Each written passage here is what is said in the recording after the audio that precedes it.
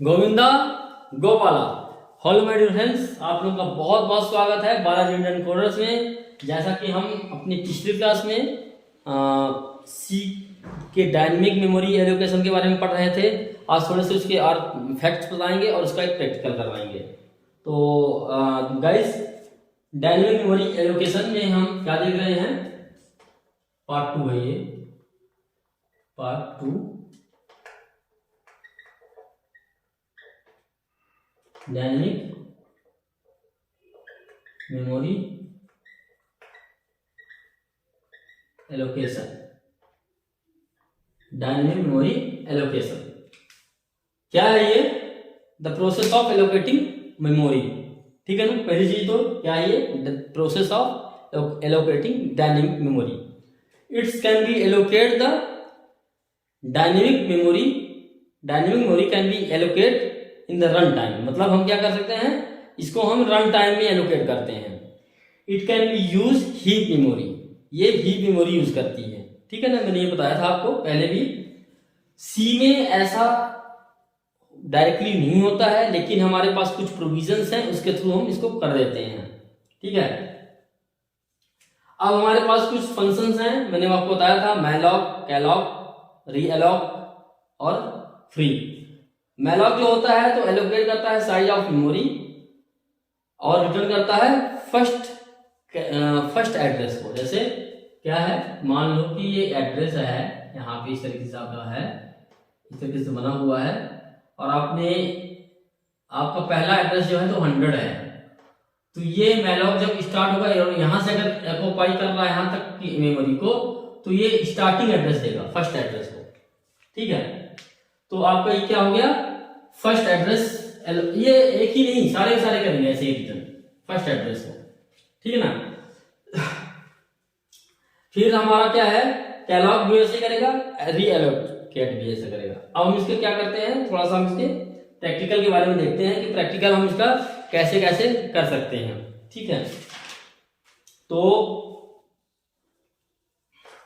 इसका हम एक ड्राई रन करके देते हैं मेन। अच्छा हाँ, इसमें एक चीज बहुत जरूरी है, इसमें हम जो इंक्लूड हटा रहे थे बार बार, ये इंक्लूड इसमें अब करना है। इंक्लूड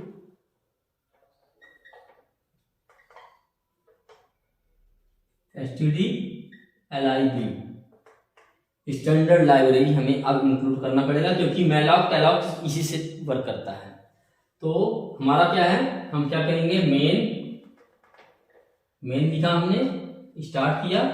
स्टार्ट करने के बाद क्या किया हमने? एक वेरिएबल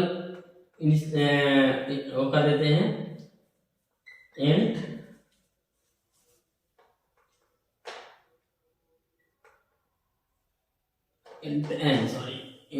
नम कर देते हैं, एन कर देते हैं नंबर के लिए। फिर हम क्या करें? इंट एक नंबर हम इनपुट करवाते हैं पहले तो। ठीक है। Int n equals to 0। यहां पे हम लिखते हैं प्रिंटर इनपुट 10। क्या लिखे हम यहाँ पे? Size of memory. Input size of memory. ये मैसेज हो गया। हम स्कैनर कर देते हैं, स्कैनर %d %n। अब हम यहाँ पे इनपुट कर देते हैं हमें मेमोरी कितनी चाहिए। बेसिकली रन टाइम है, हम डायनेमिक तो बना रहे हैं, हम स्टैटिक तो बना रहे हैं, और हमें कितना चाहिए हम ये स्पेसिफाई कर देंगे। 6 चाहिए, 7 चाहिए, 8 चाहिए, 10 चाहिए, जो भी लिखना है तो हम डाल देंगे यहाँ पे। अब क्या करेंगे? हम एक पॉइंटर टाइप का इंटीजर डिफाइन करेंगे a। तो इंटीजर टाइप का एक पॉइंटर वेरिएबल डिफाइन किया, और इसमें लिखा हमने। अब यहाँ पे हम लिखेंगे मैलॉक कैसे यूज करते हैं। तो इंट स्टार, ये कास्टिंग के लिए आपको बताया ना, टाइप कास्टिंग, क्योंकि इंटीजर हम ले रहे हैं तो इंटीजर का टाइप कास्टिंग कर रहे हैं। मैलॉक लिखा हमने यहाँ पे, और यहाँ पे क्या किया, यहाँ पे हमारे पास क्या है, n है, इनपुट कितना हम मेमोरी कितना लेंगे, तो n के बाद क्या आएगा यहाँ पे मल्टीप्लाई बाई साइज ऑफ, ये कीवर्ड है इंट, ये इंटीजर टाइप का है इसलिए हमने यहाँ पे टाइप कास्टिंग किया है। तो ये साइज ऑफ जितना भी होगा उस साइज का, इस n का जो भी साइज है उसने ले लिया और उसे यहाँ पे प्रोवाइड करवा रहा है उसकी वैल्यू, ठीक है, उसको उतना मेमोरी दे रहा है। फिर हमारा क्या है यहाँ पे, हम यहाँ पे लिखते हैं, ये हमारा क्या कहलाएगा आपका मेमोरी एलोकेशन, ये है हमारा मेमोरी एलोकेशन, इसको आप ये लिख दीजिए मेमोरी एलोकेशन, ये मेमोरी एलोकेशन हो गया। अब इसको क्या करेंगे, मेमोरी इनपुट करेंगे इसमें, मतलब इनपुट नहीं, मतलब मेमोरी की वैल्यू देंगे हम इसमें, या इनपुट कर सकते हैं इस तरीके से। फॉर लूप लिखेंगे, for int i equals to 0, i is less than n and i plus plus, ये हमारा आई के लिए चला यहाँ पे। अब हम यहाँ पे क्या करेंगे, यहाँ पे लिख देंगे हम सिंपल ए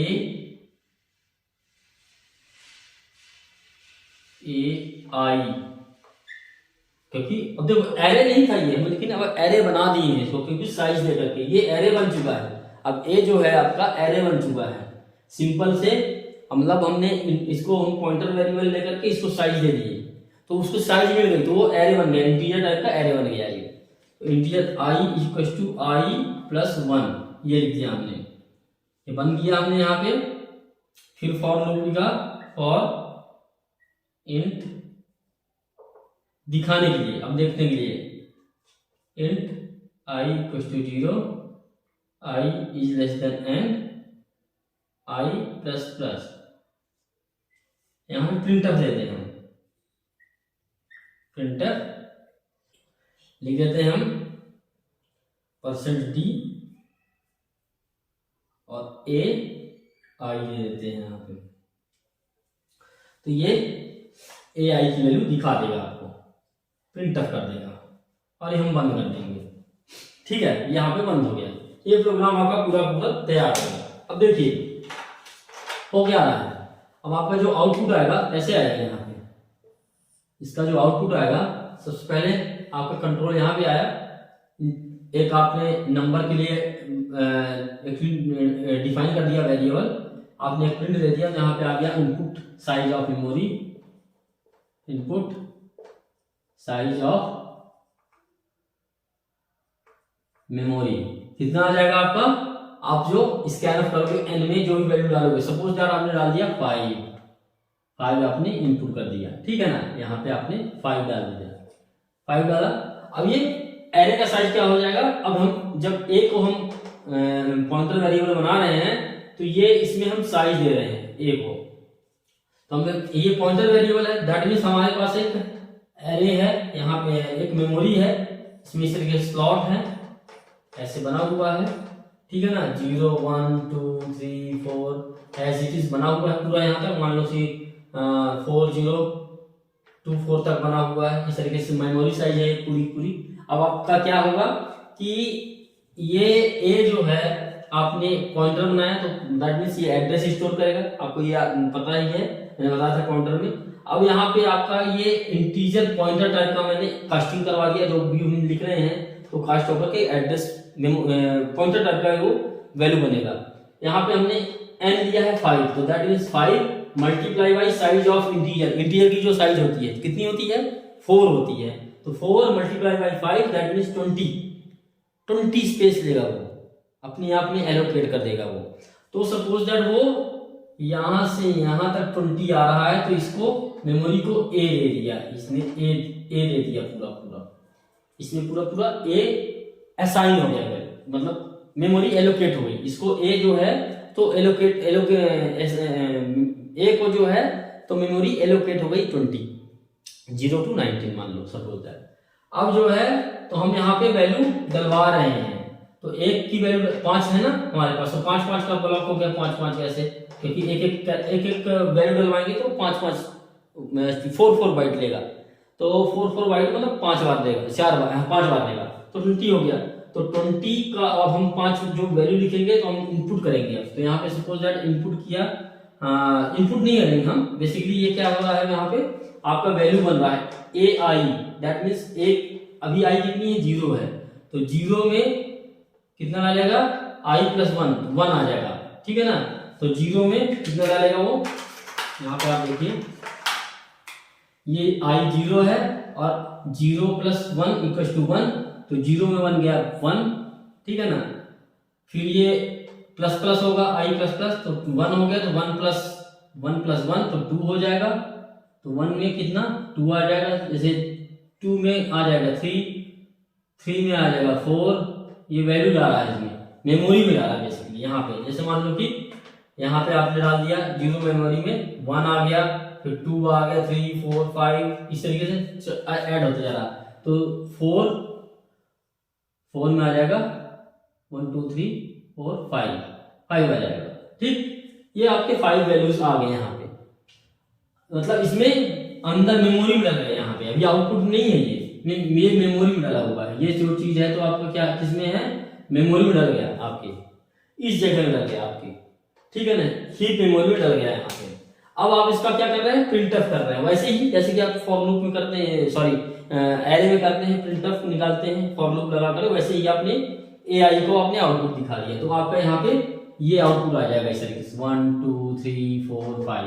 क्यों आ जाएगा, क्योंकि हमने न्यू लाइन नहीं दिया है यहाँ पे, अगर हम न्यू लाइन देते, यहाँ पे न्यू लाइन दे देते तो 1 2 3 4 5 हॉरिजॉन्टली आ जाता, वर्टिकली नहीं आता। इस तरीके से आपका जो है तो ये क्या एक प्रैक्टिकल तैयार हो रहा है यहाँ पे मैलॉक यूज करके, और आपका एक एरे इस्टेब्लिश हो रहा है यहाँ पे।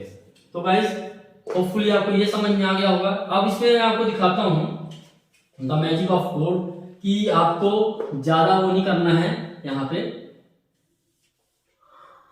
थोड़ा सा मैं आपको यहाँ पे एक चीज बताना चाहता हूँ कि अगर आपका ये वाला पार्ट नहीं लिखते हैं, इतना पार्ट अगर आप नहीं लिखते हैं, वैल्यू नहीं डलवाते हैं, तो मैलॉक फंक्शन क्या करती है, ये गार्बेज वैल्यू ले लेती है मेमोरी में। जो यहाँ पे मेमोरी हमने बनाया था, उस मेमोरी में जो भी गार्बेज वैल्यू रहा होगा वो अपने आप लेना स्टार्ट कर देगा।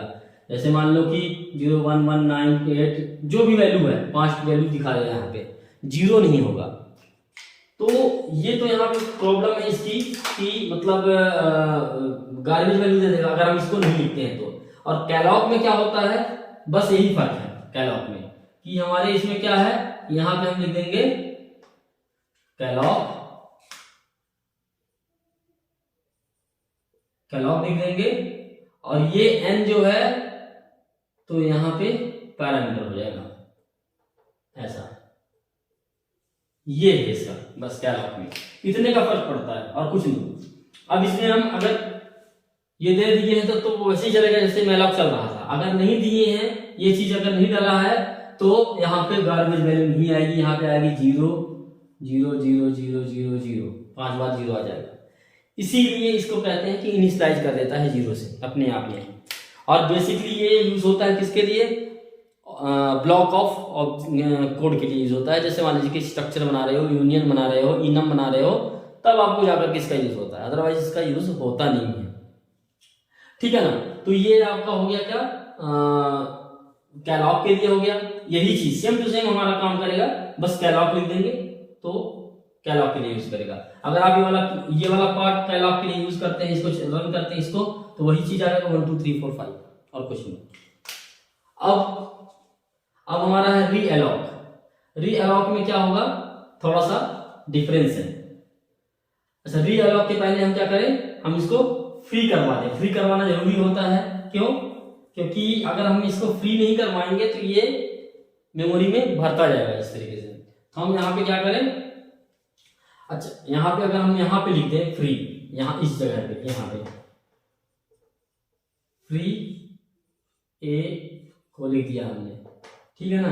अब फ्री ए हमने लिखा तो ये फ्री कर देगा, तो इसकी वैल्यू गायब कर देगा इधर से।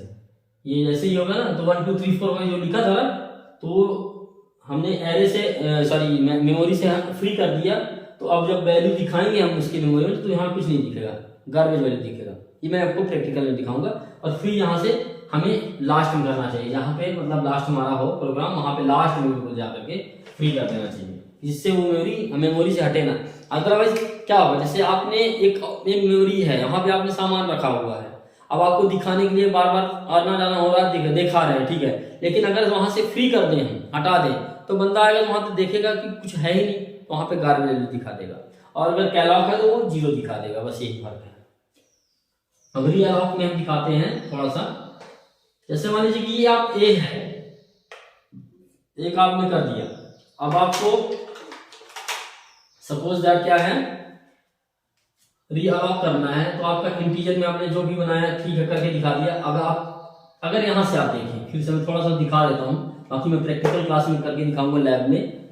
यहां पे आप इंट पॉइंटर बी ले लीजिए इक्वल टू, अब आप यहां पे क्या करिए, रीअलॉक कर दीजिए। तो क्या करेंगे आप यहां पे इंट पॉइंटर रीअलॉक लिख दिया, ठीक है ना। पहला इसका पैरामीटर क्या है, कोई पॉइंटर वैल्यू चाहिए, तो किस पॉइंटर वैल्यू में आप रीअलॉक कर रहे हैं, ए का कर रहे हैं, तो आप यहां लिखेंगे ए। और दूसरा क्या है, साइज ऑफ जो भी आपका टाइप है, तो साइज ऑफ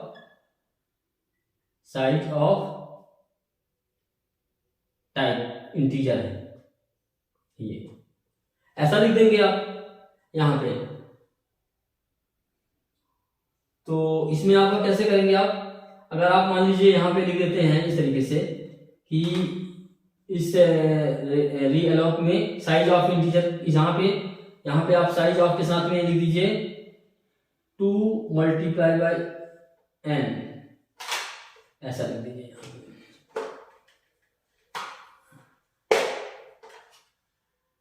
2 × n मल्टीप्लाई आपका ये हो गया साइज ऑफ, जो पहले आपने मैलॉक में लिखा था उसी तरीके से लिख दिया आपने यहाँ पे। तो 2 × n × साइज ऑफ, तो वो जितना है उसका डबल हो जाएगा। अगर आपने यहाँ पे 3 लिख दिया, ट्रिपल हो जाएगा। जैसे मान लीजिए कि आपने 5 लिखा ना, आपने इनपुट डाला 5, तो आपको मेमोरी एलोकेट होगा 10 हो जाएंगे। 5 डाला है तो 10 हो जाएगा। 2 लिखा है, 3 अगर लिखा है तो मल्टीप्लाई 3 तो 15 हो जाएगा। इस तरीके से मेमोरी एलोकेट करेगा। इसका एक और रास्ता है, अगर आप इस तरीके से लिख देते हैं, अगर मान लीजिए कि इस चीज को आप यहाँ पे ऐसे लिख करके ऐसे लिख देते हैं कि n/2 मल्टीप्लाई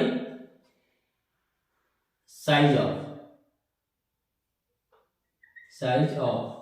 इंट, अगर ऐसे लिख देते हैं तो इसका क्या मतलब, इस चीज का क्या मतलब निकलेगा, ये आधा कर देगा उसको, जितना आपने मेमोरी दे रखा है, ए को 5 दे रखा है तो 2 कर देगा। मतलब ये इंटीजर में चल रहा है, इंटी में है तो 2 कर देगा, सीलिंग में लेगा।